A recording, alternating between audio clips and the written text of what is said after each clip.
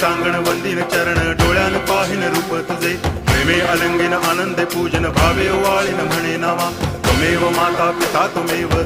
बंधुश्च सखा त्वमेव विद्या करुणं त्वमेव सर्वं मम देव कायेन वाचा मनसेन्द्रियैर्वा बुद्ध्यात्मना वा प्रकृति स्वभावात् करोमि यद्यत् सकलं परस्मै नारायणायति समर्पयामि अच्युतं केशवं रामनारायणं कृष्णदामोदरं वासुदेवं हरि गिरिधरं माधवं गोपिकावल्लभं जानकीनायकं रामचन्द्रं भजे हरे राम